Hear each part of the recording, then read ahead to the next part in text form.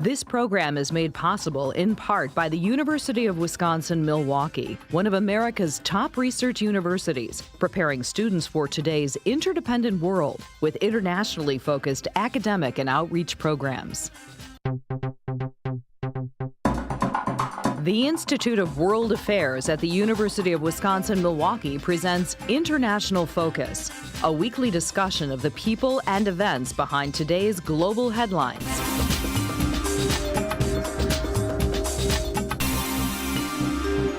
Now, here's your host, Doug Savage. Welcome to International Focus and another edition of our World Affairs Roundup.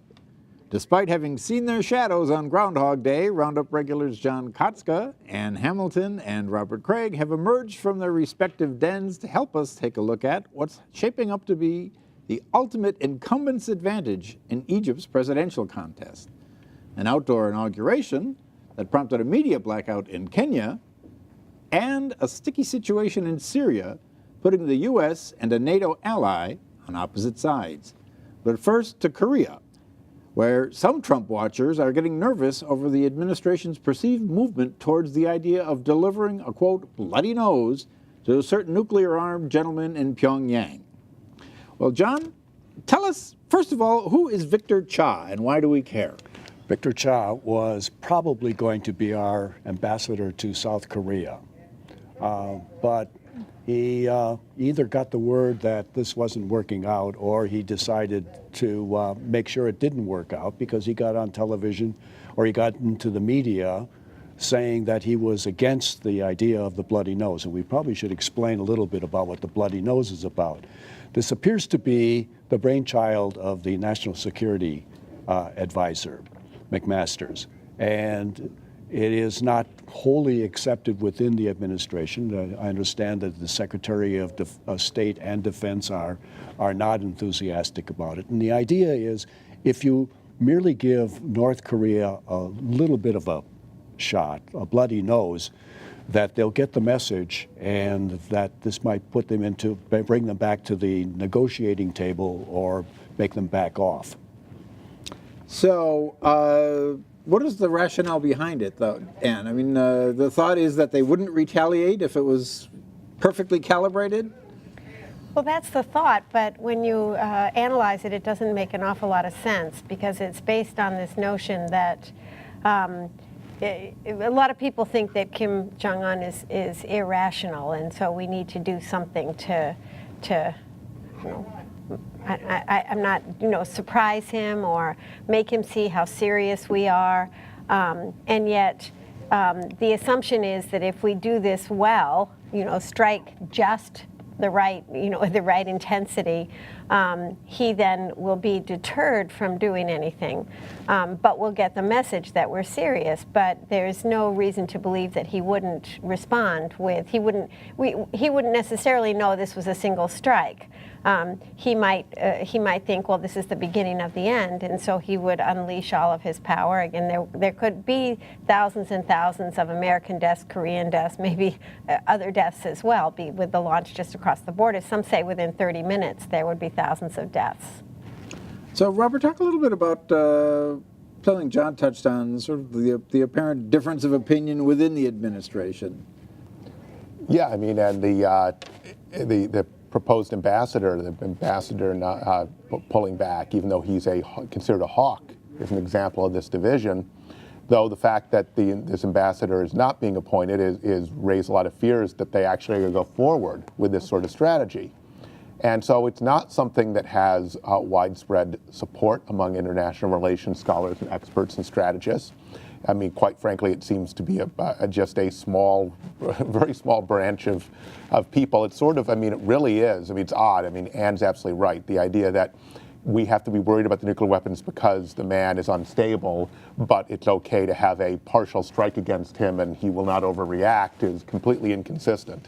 And so what's scaring people is that despite the apparent divisions of the administration, the removal of the ambassador, the non-appointment of the proposed ambassador, seems to suggest that it might actually go forward. And it's the kind of thing that people think sounds good. It's like if you punch the bully in the playground in the nose, that you won't have to have a full-scale fight with the bully. It's just that works better in movies than in real life.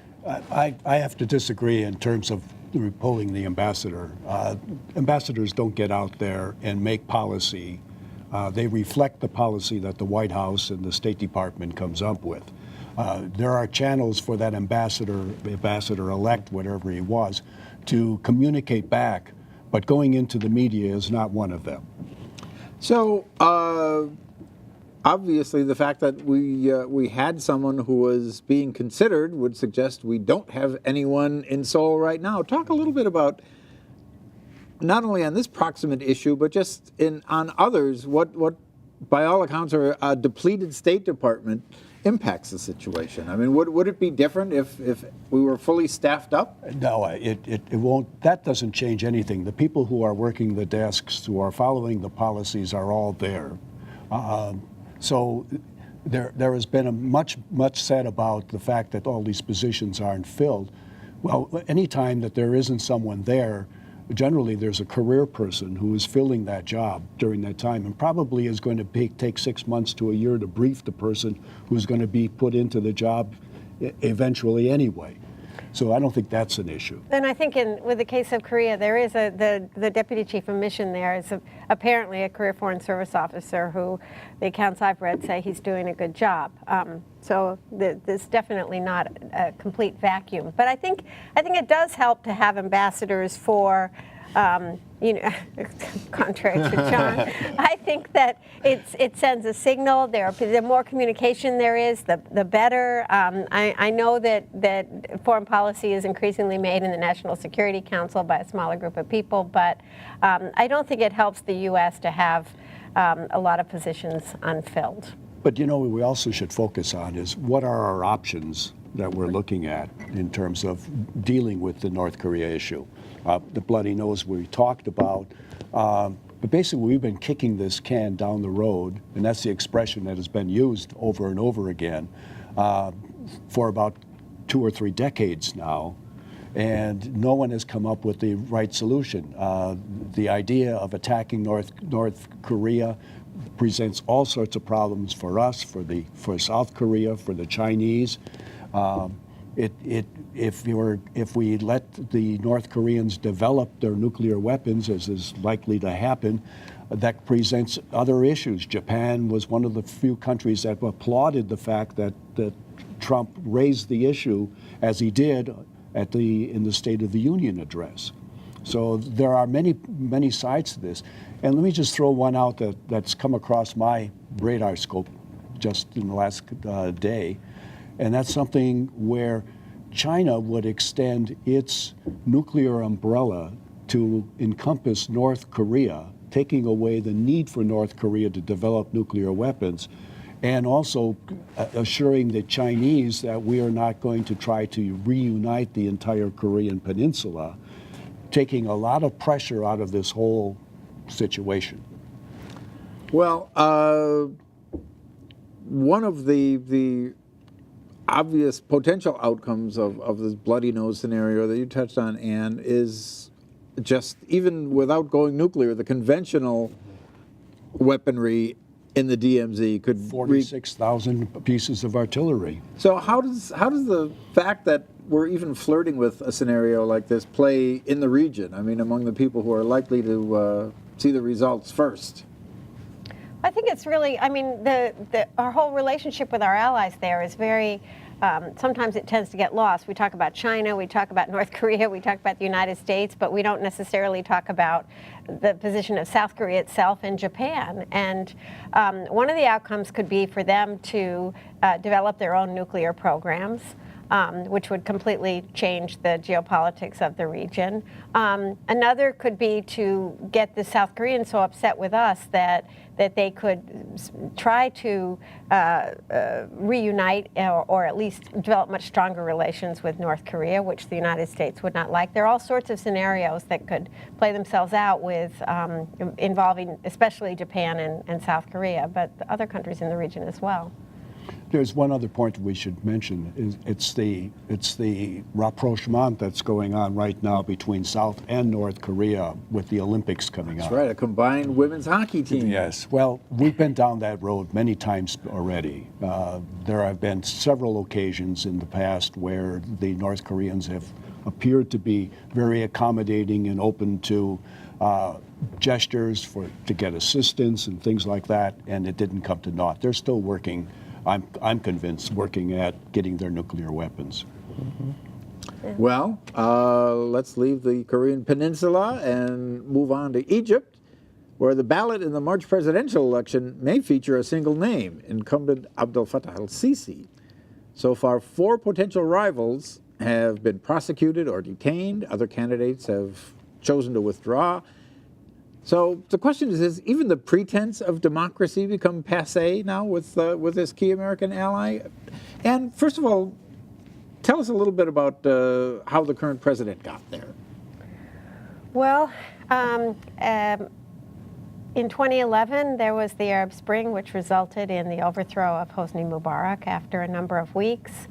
And in 2012, there were actually democratic elections held in Egypt, and the candidate for the Muslim Brotherhood, Hosni Mubarak, Morsi, got my names wrong, ended up winning, but he wasn't in power all that long. By 2013, the military had stepped back in and overthrown him, which created and in the process also killed hundreds of demonstrators who were protesting against this. And so the military's been back in power. General al-Sisi is been back in power for 4 years, and it's created, well, the whole situation created a crisis for the United States in terms of how we would treat Egypt, but that continues to this day. So, Robert, talk a little bit about sort of the nature of the regime so far, and particularly its foreign relations. I mean, we've seen, as we often do in many stories, sort of an opening for Russia now into Cairo. Right. So some of the limited steps that the United States has taken to try to respond to the foreclosure of democratic practices in Egypt has been to not approve some weapon sales and to cut some amount of money. Rex Tillerson, the Secretary of State, just cut some additional money, though there's still a large amount of foreign assistance. And so they've started to go to Russia.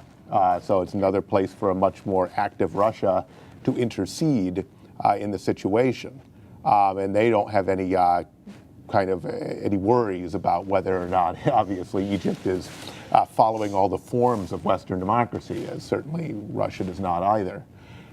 So it's not. I mean, it really is interesting that they seem to have thrown away any pretense of being a democracy, because Sisi certainly would have won this election without acting in this fashion. And it can't even tolerate having someone on the ballot who's actually an opponent, but they also do still seem to think that they have a right to most of the American aid, and we'll see and they may be right about that because of the geopolitics and their role in the region right now. I agree.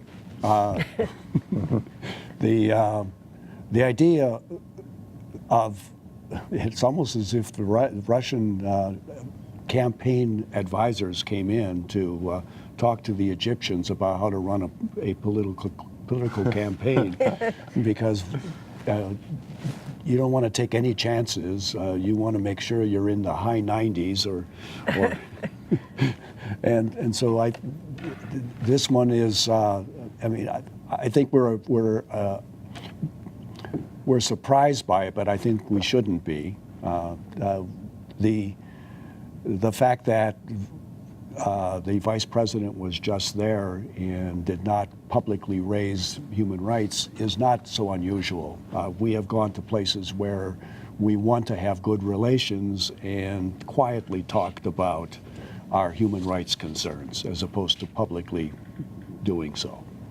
Well, while we're on the African continent, let's go to Kenya, where supporters of presidential candidate Raila Odinga gathered in the capital this week to inaugurate him, despite the inconvenient fact that the race was called last year for the incumbent Uhuru Kenyatta. So government officials were not amused by this anointing of the so-called people's president, labeling Mr. Odinga's coalition an organized crime group. So, Robert, what went on? We don't often see a counter inauguration after a presidential election. No, but sometimes, and sometimes people do have street theater and things. And in American protests, it's just no one takes it seriously as an actual inauguration. And so what was amazing was, well, there were a lot of things. People were a little bit amazed that it was allowed to go forward, but the solution apparently was to shut down 3 television stations, which is actually beyond the pale and even in Kenyan history. And they still remain shut down, I believe, at the time that we're taping this. And so there seems to be an extreme amount of sensitivity upon the administration of the victorious president. So again, democracy not functioning extremely well, and a lot of concerns about human rights generally coming out of all this. There's a theme flowing through this. Authoritarian regimes, and maybe just say a word about the fact of why this is happening. And after the end of the Cold War and the end of the bipolar world, we went through a couple of decades where the United States was perceived to be the world power, but there's a lot of vacuums out there. And those vacuums are being filled by players in various parts of the world. Regional powers are rising in this. And because there's the vacuum, there's a level of fear, unrest, and people are tightening up at home, and you can see this everywhere. India, China, Kenya, South Africa, the list goes on as to countries that are tightening up in terms of the control that they have over internal affairs. Well, I can't resist. Robert, would you add any other countries to that list? Well, we are in Russia yet again. Yes, we we've can. had the We can go to Eastern Europe. had Mr. Putin's only opponent appears has yet again been arrested. There we go. Well, talk a little bit back to Kenya here about the sort of tortured history of this presidential contest. This was no ordinary election. Right. I mean, it's really it's just the latest chapter in a what is playing out to be somewhat of a, I don't know, tragedy in my mind, because it looked like it might be a really good example of a case study in the justice system working in Kenya. The original election was held in August, and because of irregularities at the polls, the Supreme Court had actually stepped in and annulled the results and said that elections had to be held within 60 days. But then when the new elections were held, the opposition leader Odinga decided to boycott them, and because he said that the same, the issues with the election commission, for example, hadn't been fixed for the second election, and then in the second election, the results, the official results were that Kenyatta won and pretty handily. But Odinga's camp says actually it was 8.1 million to 7.9 Right. in Odinga's favor. Yes. Hence the new inauguration. Yes, they're coming out and disputing it, and I mean, but the fact is that he had stopped campaigning for the second round of the elections anyway. So whereas it had looked like a first in African history, maybe, where the judiciary had stepped in and said this isn't fair and it has to be run fairly. Now it's really uncertain what's going to happen. As we said, Sure. the TV stations are shut down. There's a lot of unrest in the streets, and we don't quite know how it's going to play itself out. Just remember that in Kenya, tribal politics plays a very big role. Yes, I mean, it definitely breaks down along tribal lines. Yeah. Well, finally, let's move on to Syria, where Turkish military incursions against U.S.-backed Kurdish forces are threatening to create a dangerous new dimension in an already chaotic conflict. So what's going on there? What are the Turks up to? Well, the Turks are trying to break or stop the Kurds from having a continuous presence along their border. That's one point. But it also has to do with a visceral statement in Turkey about relations with the Kurds, and this is probably their top priority in terms of national security. It's, you know, the poor Kurds are the stepchildren of the Middle East. We loved them when they were fighting ISIS, but now that ISIS is no longer a big issue, they're off the charts. So, you know, the Erdogan government in Turkey has said basically that the forces that we're putting up, the Kurdish forces on the Syrian side of the border, are, quote, an army of terror on his border. So there's a allegation that they are allied with the long-standing insurgency within Turkey, the PKK. Mm-hmm. The Syrian Kurds say no, they're fully Syrian, they're not part of it. So what do we make of this? I mean, is being Kurdish and being on the border enough to get you in trouble these days? Or? Well, in Turkey's eyes, it's sort of, you know, some people say that, you know, somebody else's terrorist is another person's freedom fighter, and we have an example of this here. But it's interesting what's going on the Syrian side with the Kurds, because after the Syrian civil war started, the Kurdish population in the north of Syria started what's essentially like a political experiment, where the Kurds, along with other ethnic groups there, set up and were allowed to set up a form of an autonomous government that's actually functioning quite well. But the interesting thing about it is that they're following the principles of the PKK leader who's in prison in Turkey, Öcalan. So you can see why the Turks would object to it. But they have set up a functioning government that's very inclusive of all ethnic groups and equal participation to women and men at all levels of government. But the one thing is, so this territory is functioning quite well as of 2011. They have their own constitution. But the interesting thing is that they don't have contiguous territory. If they were to have contiguous territory, then it would really pose a threat to even more than it already does. Sure. So, but that's what it looks like it could be evolving into, because there are a lot of elements of success there. It's interesting to watch. You know, what's troubling through this whole thing is what is U.S. policy on all of this? And there, it is not clear what our goals are. I mean, that we want to sod out, I'm not sure that's a goal in itself, and I don't even think it's realizable. With ISIS gone, there's no more unifying. That's right. Exactly. ISIS served. And as beginning, the Kurds have become less useful to our policy again. Right. And threatening to, and then the Russians have interposed again and taken and have helped enable the Turkish incursion into Syria. But the thing is that the Kurds are very clear, the ones in Syria, that they want to be a federated part of Syria, and that they don't want an independent state. But the Turks just see red when it has to do with Kurds. Yeah. Well, talk a little bit about that Russian connection to all of this. I mean, how do they play into this story? Well, it works out very nicely. This detracts attention away from Ukraine and from Crimea. It takes away from it makes our allies less interested in sanctions and things like that. It makes Russia a major player. And their gas pipelines, they're supposed to come through Turkish territory, and they'd like to loosen Turkey's ties to NATO, because they want to break up NATO. So there's all sorts of things here, but they had to provide air cover, basically. The Turks couldn't have just entered this part of Syria without Russian cooperation. Yeah. So what about that prospect? I mean, is there a realistic possibility at some point that there could be armed conflict between Turkish forces and U.S. forces in the area? I don't think so. First of all, we have the 1,200 that we have there are not in that particular area.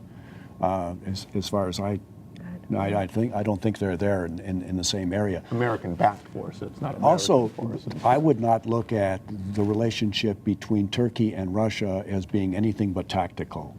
In the long run, Turkey is enemy is Iran, and Iran is a friend of Russia's right now, and so there's going to be, but this is a tactical consideration.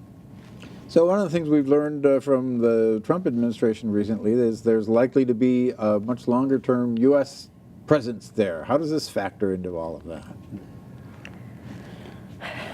Not very well. I think John's right. There's no strategy. There's Well, just a I mean, commitment to have one. 1,200 troops, what does that do to affect our interest within a country as large as Syria? It doesn't. So, so who's the winner in all of this? Clearly not the Kurds who feel betrayed. Assad. I would say Assad's a Assad winner. too. Yeah, he's still there, looking stronger than. And if he could get a federated setup, he can survive. And is that the prediction, or we're going to see some sort of federation in Syria? Well, it looks much more possible than it did a year ago. I agree. Very good. Well, that's our trip around the world for this week. John Katzka, Ann Hamilton, Robert Kraig, thank you as always. Stay warm out there. To our viewers, we'll see you next time on International Focus.